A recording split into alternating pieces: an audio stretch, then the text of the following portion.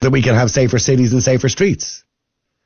Do you know what, Niall? I think we need to undo certain policies inside in the country and maybe stop having the Gardaí working directly against their people at every aspect of life.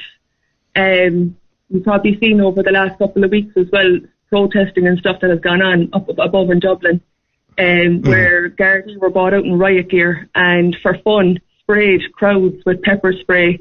Elderly were pepper sprayed. Well, I don't think they did it for fun, but yes, some people would say it's over the top policing. Yeah, I get that. It's a bit hardcore, and to be honest with you, like you were saying there, Niall, as well, you've Gardaí and stuff that are sleeping on couches and stuff. Like there was 2 Gardaí went out into some kind of a mosque, and they were recruiting people from mosques. I saw the video. Yeah, I saw the video. It's just there's no incentive there because there's no real work being done in the country. There's no justice being served. I mean, we're allowing paedophiles walk free from court and people that have committed heinous crimes on people. And then we have grandmothers being locked up for TV licenses and not wearing masks. I mean, the system is completely corrupt. It's backwards. So I'm not surprised that people are leaving the force in their droves. But at the same time, what's going to be there to replace them? I mean, there was a Red C poll done on Drew Harris where 98% of the Garda... Well, it wasn't a Red C poll. It was the Garda themselves voted, the Garda Representative Association. Okay. Yeah, 98.8% of Garda said they had no faith in Drew Harris. But he's finished soon anyway, Very high percentage, and the fact that he's brazenly still sitting where he is today, where he may himself be wanted for war crimes in the north. I mean, I don't know if he's wanted for war crimes in the north now. That's a bit of a stretch. But in saying that, look, a lot of people are not happy with his style of policing, which comes originally from the PSNI or stroke RUC. Yeah. There's no policing whatsoever. Why were we once upon a time on Garda Síochána, and why are we now only on Garda? Because the Gardaí have been privatised, Niall, and they're a registered corporate business under Dun & Bradstreet in England. You can look it up. Oh, no, I know. But that goes back a long way. There's a lot of government bodies, by the way, are registered as limited companies and registered as corporate interests, in the UK. Because you have to remember, we were ruled by the United Kingdom for a long time, Elaine. And those laws, a lot of those laws are still in place, or those ideas are still in place. That doesn't make any difference to the job they do. Well, it's a corporate business, Niall. But it's not treated as a corporate business. It's not for profit. It is, Niall, because every time... It's not for profit, because, hold on, any money that's made by the Garda Síochána through fines for speeding or whatever by the courts goes straight back into the state. So it's not for profit. It's not run like a corporate business. That's the silly suggestion. I'm not disagreeing with you. And I'd read that before somewhere, that it's registered as a private company. If all of them fines went back into the state and we were getting proper funding, I'm pretty sure we'd be able to pay these guards a bit extra. I'm pretty sure we could pay these guards extra right now if we really wanted to, but there's something stopping us from doing it. We'll make the country safe when we start undoing failing government policy over and over again, which is putting these guards under severe distress. They have nothing to defend themselves, bar maybe a sup of pepper spray. And you look at what we're taking into the country. We're now importing crime where there's no vetting, there's no integration process, and it's they're left to do what they want. Our Gardaí are under severe distress. Now, there's good and bad in every force. I don't fully agree with the guards, but at the same time, if I was in trouble in the middle of the night having 2 kids here at home, I would need them at my doorstep. Yeah, by the way, can I point out the government have stated, the Department of Justice, that there's no correlation or link between immigration and crime. But here you go. I know I'm going to tell you, I personally believe that's BS, because, when you think about it, we actually, according to the same Minister for Justice, we don't keep figures or statistics in relation to immigration and crime. So I don't know how they can say there's no correlation between when they don't actually keep the figures in the first place. And why don't we keep those figures, Niall? Because it's what? It's racist. Well, Ireland and England are the only 2 countries in Europe that don't keep those figures.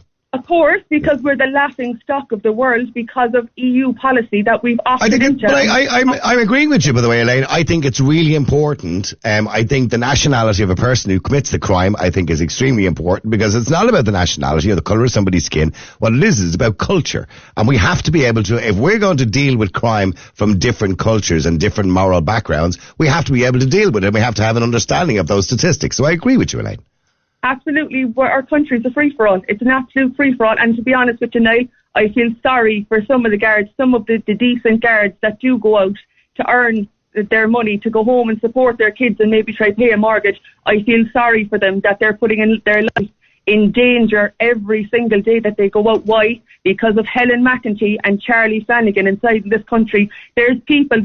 We've had tourists come into this country that have been killed on the streets of Dublin, and you've Helen McEntee, that liar, telling people that she walked down the streets of Dublin unaided without any security. But she didn't tell people that, but she kind of gave that impression, but everybody saw the photographs with 3 or 4 guards flanking her.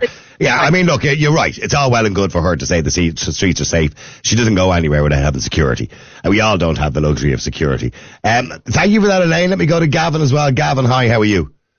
How are you, Niall? How's things, pal? Good. Getting back to the original question, Gavin, sorry, we kind of sidetracked slightly there. Kyle was talking about, he doesn't believe in a localised police force. He believes that we should have more training or better training, and also they should be better paid. How do we increase Garda numbers? They've gone down again instead of gone up. That's what we want. We want them to go up. Well, look at it. That's just over 14,000 guards. We need to be at 15,000. The pay is abysmal. They should be on like 29 grand. That is a joke. I believe that guards, nurses and people in the army should be on 40 odd grand, starting off. Like it's not more. Like, they're really, really underpaid. And the money's there to pay them, but it's been ignored for years. On top of that, it's not a training issue. The pay is bad. I mean, to be a guard, how are you meant to even afford to rent a house now in Dublin or buy a house? The antisocial behaviour, as you were saying, the crime has risen. Now, what you were talking, an example of the motorbike going past you, there's 2 things to that. Like, if the guards were to chase him, those 2 helmets, and they were to speed, they could knock someone down, on that bike, do something stupid, go up a laneway. So they're caught in a catch road, a crossroad. I believe the guards should be able to seize these bikes in their droves in the mornings, we kind of know who will be buying them and driving them. By the way, I know you're a local councillor in the area now in Finglas. Do you still have that problem in Finglas with people flying around, whizzing around on, dirt bikes? All the time. I believe that there should be motocross tracks for them. Like, you should build, and then you enter at your own risk, because they're going to do it anyway. But ignoring it, we have a habit of just ignoring things and hoping they go away. They go. I remember this argument coming up years ago. I think it was in Darndale, Gavin. We need him out. We need him motocross. It was after the man was severely damaged. Do you remember that man? I remember that, yeah. And it was, we need a motocross track. The kids are flying around in the local housing estate. And then the argument was, when they got a motocross track, or when somebody decided, that might be a good idea, how do they get to it? They're going to drive to it anyway, illegally across the streets. So, I mean, there's a limit to what you can do for people. There are motocross tracks around the country, but you have to have a car and a trailer to get there. You know what I mean? Yeah, no, I get what you're saying. Like, you'll have to wheel it down, but it's a complex issue because, like, the guards, the powers are very limited for them. They should be seizing them, should be going door to door. But on Christmas morning, lo and behold, these things will be flying all over the place. So that's what happens. Parents keep buying them, and parents should be fined for buying them. You should fine the parents because if the kids are so young. It's different when little Johnny's flying around a motorbike, but if his dad gets a €1,000 fine, he won't do it again. He won't do it again, Okay, but getting back to the Garda, Gavin,